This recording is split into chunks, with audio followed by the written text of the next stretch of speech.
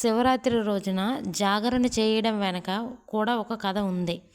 క్షీరసాగర మథనంలో పుట్టిన ఆలాహాల నుంచి వచ్చిన విశ్వజాలాలతో లోకాలన్నీ అల్లకల్లోలమై పోతున్నాయి. దాంతో భయపడిన దేవదానవులు పరమేశ్వరుడి దగ్గరకు వెళ్ళి ఈ మహా విపత్తు నుంచి లోకాలను రక్షించమని శరణు వేడుగా వారి కోరికను మన్నించిన బోళాశంకరుడు ఆ ఆలాహలమును నుండి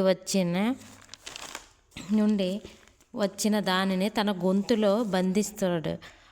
గరళమైన ఆ ఆలాహలం భావంతో శివుని కంఠం కమిలిపోయి నీలం రంగులో మారడంతో ఆయన నీలకంఠుడు అయ్యాడు. అత్యంత విశ్వాసపూరితమైన ఆలాహలం ప్రభావం వల్ల పరమేశ్వరుడు స్పృహ తప్పి పడిపోయాడు. దాంతో పార్వతీదేవి ఎంతో బాధపడి శివుని తన ఒడిలో ఉంచుకొని దుఃఖిస్తుంది.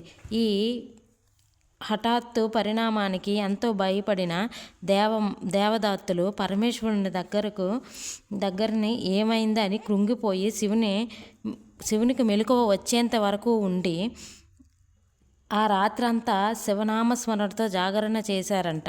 అప్పటి నుంచి శివరాత్రి జాగరణ చేయడం అనేది ఆనవాయితీగా వస్తుందని పండితులు చెబుతున్నారు. శివరాత్రి రోజున తెల్లవారుజామున నిద్ర లేచి స్నానాలు పూర్తి చేసి ఉదయాన్నే ఆలయాలకు వెళ్ళి శివదర్శనం చేసుకొని శివనామస్మరణ చేస్తూ ఆ రోజు అంతా ఉపవాసం ఉండాలి. ఆ రోజు రాత్రి శివలింగానికి పూజలు నిర్వహిస్తూ జాగరణ చేయాలి. వ్రతాలు చేయలేకపోయినా ఉపవాసమైన అర్చన, బిల్వార్చన, జాగరణ, అభిషేకం చేస్తే చాలు. లింగోద్భవ సమయంలో మారేడు దళాలతో పూజ చేస్తే 76 జన్మలలో చేసిన పాపాలను నాశనం అవుతాయని సాక్షాత్ ఆ పరమేశ్వరుడు పార్వతీదేవికి చెబుతున్నట్లుగా పురాణాలు చెబుతున్నాయి.